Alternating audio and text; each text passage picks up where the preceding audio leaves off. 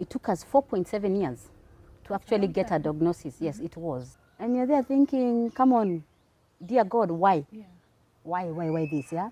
The second one is, for the second born, it's her speech. She gained speech, she's now gained language, she's gained her sense of self-esteem and confidence, yeah? You can no longer put her down because she doesn't talk or because she's different. She's learned to stand up for herself.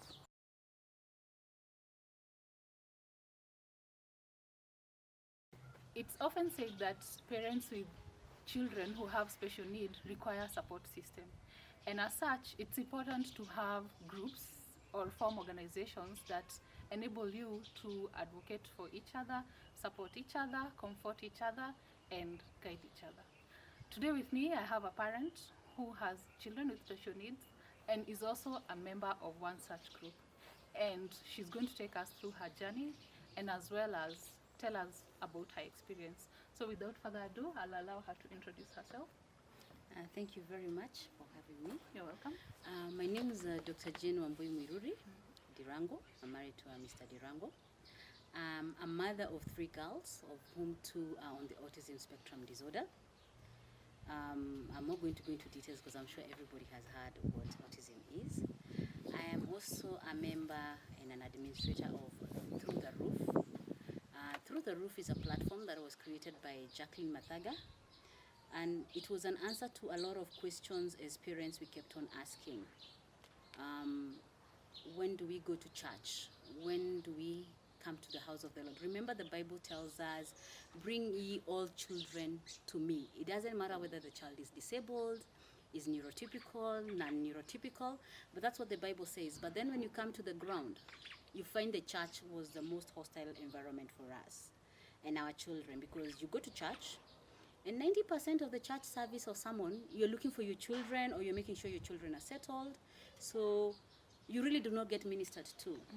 And therefore, based on the word of Luke, the book of Luke, chapter 5, verses 17 to 25, where the friends of a disabled man took him through the roof before Jesus, is what Through the Roof is about. We parents of children with special needs, we take each other before God.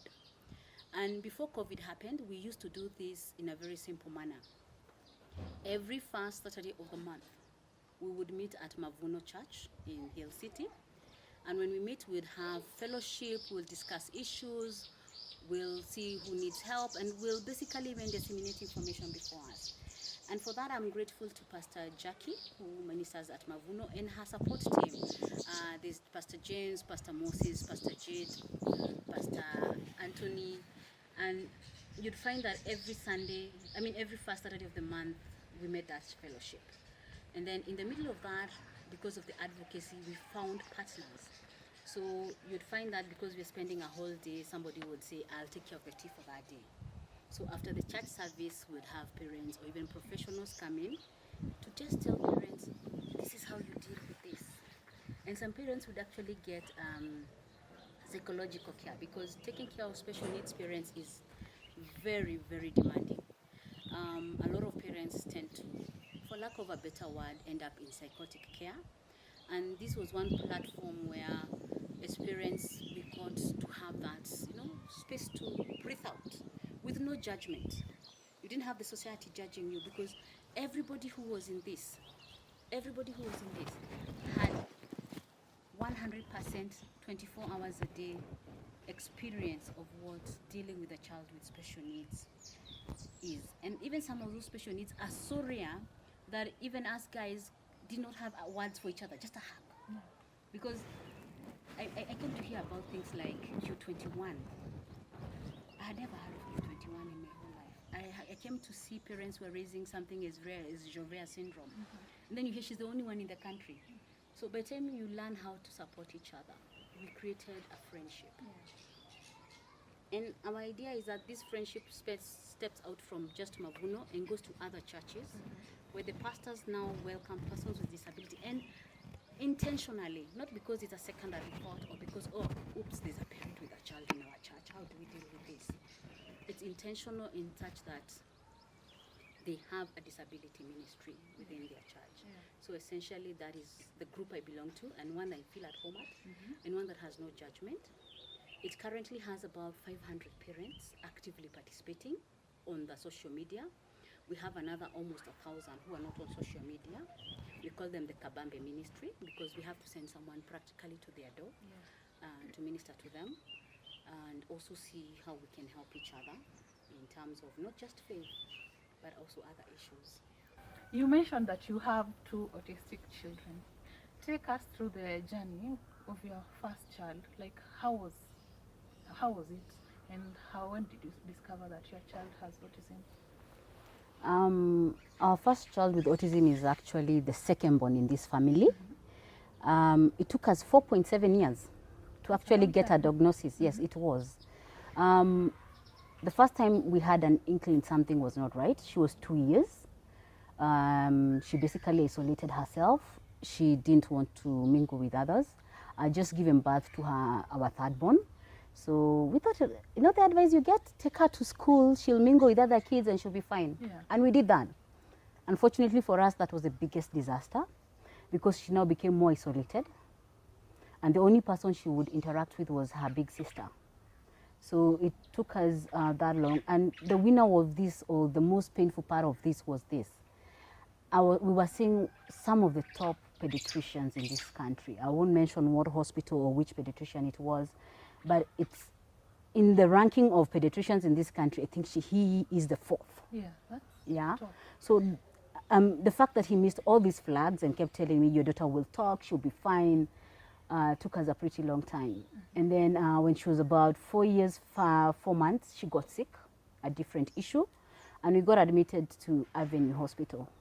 And our pediatrician was Dr. Ayiro, who basically picked all the flags and brought in for us a neurologist, Dr. Yati, who basically worked with us for a while. By then I had gone really deep into research because that was my way of coping. I mean, it's here. I mean, and Dr. Oyati was like, before we reach a diagnosis, we have to do a couple of things. We have to test their hearing, we have to test their cognition of issues.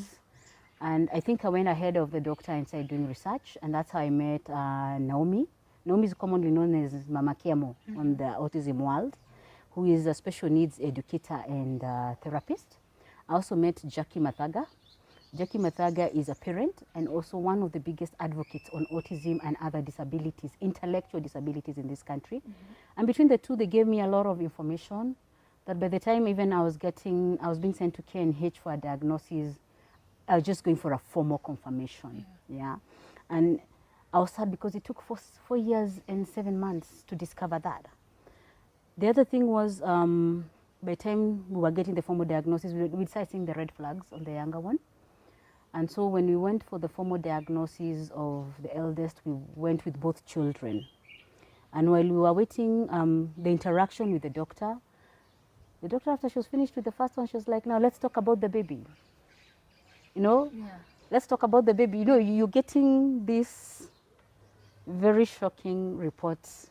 Yeah, you suspected, but he's a professional telling you, now let's talk. And then he tells you the baby's autism is a bit higher and it's going to hit you harder than the one. Than this other one. And you're there thinking, come on, dear God, why? Why this, yeah? And I can say I took the eldest's diagnosis easier than I took the second one, yeah? Up to today, I still struggle with the second one because they're so different. And sometimes, you know, as a parent, you're thinking, okay, it worked with the first one, it will work with the second one. With all my knowledge and experience, it still beats me, yeah? It's still exhausting. It has the kind of fatigue that even if you sleep for 3 days, you ain't stopping getting tired. Raising them is a journey. Yeah, just like every journey has ups and downs. I've seen them move forward, move backwards, move forward, move backwards. The eldest of the two now has speech. We are now working on language because she can ask me questions and answer questions. Yeah, actually she asked you where you're going. Yes, and I have to explain. And she knows the difference between I'm going far away and I'm going near. Because if I'm going far away, she doesn't expect me for the rest of the day. If I don't say I'm going far away, she expects me to be around. She's also clingy. Yeah, because if I leave for 2 days, when I come back, I ain't going nowhere for a Yes. couple of days. The youngest doesn't care. She lives her own world, and she'll come to you when she needs you. Yeah. Not when you need her, when she needs you. I'm a mother of girls, so I lose them up to their dad. 90% of the time, they are his daughters. They are not my daughters, they are his daughters. So you find they lean more to their dad for fun. Yeah. I'm not the fun person. So when they want fun, They when they go to want their dad. something IT, they know who to go. But he's also the disciplinarian, so they know how far they can go with him. Me, they walk all over me. I'm a carpet. They will walk all over me. And they'll smile at the end of messing me up, but they know they can't do that with their dad. So they go to their dad when they need something concrete. They think I'm an ATM. Or they think both of us are an ATM, because when you're leaving, you're told, you bring me ABCD. Do they forget? No, the second one does not forget. Yeah, the eldest of the two. She does not forget. So she can say she wants donuts, and believe you me, she'll sing for you those donuts until they come. Well, it takes 1 day or a month. She will want them. You'll deliver the donuts. Yeah. One of our friends called Felicia basically picked up on the fact that instead of buying her the donuts, let her learn to make them. And so they started baking together. I have basically eaten about 3 good cakes. There have been a couple of disasters, but the 2 good cakes have been worth it. And I thank God for Felicia, because she's brought a different perspective to that. And also, I think it's something we'll pursue as we figure out the education system. I think baking is something she'll pursue. If I was to talk about raising her, I'd talk a whole day. But I have milestones and points where it's given me hope. The first one is, she was already talking for like a month before I figured out that she's actually talking. I was on phone with Jackie, and then she started talking behind me, and Jackie had to stop the car to tell me, do you know your daughter is talking? And I was like, I thought I was imagining it. But that was when I understood, now we have this language. At her age, you'd expect maybe she'd read. She can't read. But if she hears something, she's very okay. And that is the beauty of it, and also the sadness of it. Because when it comes to the Kenyan government, we don't have schools that teach our kids using audio systems. Yeah, they still expect our kids to read. But then I have a child who is good at pictorial identification and audio recognition. She can basically do everything. So that means whether I want to integrate her in school, I'd have to find a school or a system that is going to allow her to learn that way. Unfortunately, the only system is British and very expensive in this country. So you work with what you have, because you have to get your child get some level of independence and some level of education. Yeah, so that will be it on the second one. So you mentioned that you've achieved particular milestones as they are growing. So which are your the best milestones, like the milestone that your child achieved and you're like, you thank God? You know, there has to be that milestone that your child achieved and you were so excited about it. For both of them, they got potty trained. They became toilet independent. It is very expensive to keep a child beyond the age of 4 in diapers. Yeah. So when both my children became independent, at the ages of 4 and at the ages of 5 point something, let's just say it's the biggest relief, because now it's the biggest game changer. That was the first. The second one is, for the second born, it's her speech. Yeah, she gained speech. She's now gained language. She's gained her sense of self-esteem and confidence. Yeah, you can no longer put her down because she doesn't talk or because she's different. She's learned to stand up for herself, and she will report. Yeah, she'll have a conversation and report. For our third born, it's the fact that when she wants something, she knows what she wants, and she'll get you to it to give it to her. So she will use a combination of the few words she has, gestures and pointing, and she'll get what they do. The third one is that I don't have to help people with their showers. They can take their shower. And I no longer dress anyone. Yes. So that has given me freedom. And it also been able to allow me to have nannies and house helps. Because when you have a big child who's not potty trained, it's very, very hard for you to get a house help who's willing to take on that. So you find that from like 2016 to 2018, I was a stay-at-home mom, which surprises a lot of people because they're like, you could afford to pay as many people as you want. But then, yeah, you're paying those people, but are they giving your children the correct attention? Yeah.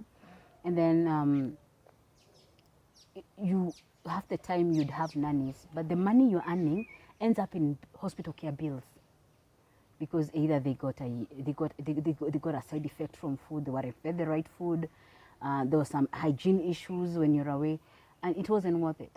Yeah. I can't say it's been easy. It's been crazy. It's had its mental toll. Yeah. I can confidently tell you it bankrupted us. Yeah, it bankrupted us. It also has, on a personal level, it brings a lot of strain on a relationship. I have had to, along the way, drop people who I thought were friends or who I thought I could call upon. We've had to like part ways, which is good because they serve their purpose in that season. And then also when it comes to marriage, I can actually tell you it's not easy. Because the amount of time your children need you versus the amount of time maybe you need to spend with your spouse, you end up sacrificing your spouse. And I know, I've done that. Yeah, because I'm thinking, he's adult. He can take care of himself. He'll take care of himself. We'll figure this one out when we have time. It has been pretty interesting. I mean, there are times even the marriage itself has been put in a lot of tests. It's, let's say at some point when it's, that notion where men sort of blame their wives for complication that even they don't. Basically, it at some point even in life that it really hit me. And it had even put the marriage in a way, it was a bit shaky also. But I think the time when I sat down and I actually started listening and researching also about this particular condition, and realize also it's not just about, it's just the way they were born. But we have a common factor, which is our children. So that works out for us. But you find like today your friends are still a couple, tomorrow they're not. You know, it also gives you, it scares you because you're thinking, that's my journey. I can also find myself there. I can also find myself there. So for the milestones and the growth, I can say those three are beautiful. And I'm sure a lot of parents will agree with me. Once your child is potty trained, then you can start concentrating on growing. So let's talk about the education. Do you take your child to the neurotypical school? Have you enrolled them in a special school? And why? Okay, our children are in neurotypical schools. The first school we took, the eldest, we took her to the same school her sister was. And we had this conversation with the staff and they were like, yeah, we'll handle her. Then they started isolating her. Okay, that's bad. Yeah, then when you come researching onto special schools, when you assessed, you told your child does not fit in a special school. Yeah, your child needs to be integrated. We went to KISA, we got this assessment in terms of educational functionality. We got an ABA evaluation on behavior analysis. It was, we cannot put our child in a special needs school because our kids are more about copying others. So they'd copy all those other issues and instead of moving forward, they'll move backwards. So we are grateful for, we found when Ava, now who's the second born, we first went to, after we left the school where she wasn't well treated, we moved to a nursery school that's owned by the St. Joseph's Catholic Church in Kaaskari. It's called Emanuela Mazola. They admit 5 autistic kids at any one time because of the resources they have. And I can tell you we saw a lot of improvement. The teachers there were committed. Yeah, they intentionally went out of their way to take care of our daughter. And then when it came to class 1, she moved to Caravana. Rafiki Caravana is still among the Catholic schools in that area. The transition has been a bit more difficult than we expected, but it's a learning slope. Yeah, we are both, I mean, we and the teachers, because my child and her batch of other 3 are the first special needs children in that school. So the trajectory has been challenging, but it's moving forward. We've also had to hire a backup, like now during COVID, we've had to hire a backup teacher for us. It's not cheap. And sometimes we actually have to drop learning. And then like our second born is the kind of girl who tells you, "You're mommy, not teacher. You ain't teaching me. You're mommy." Yeah. So even if we try to do some school activity with her, she will not agree. Okay. Yeah. So when during this COVID, the only thing we've been able to do with her is what we call ADLs, activities of daily living. But anything academic, no, She's not going to take it from you. no. Okay.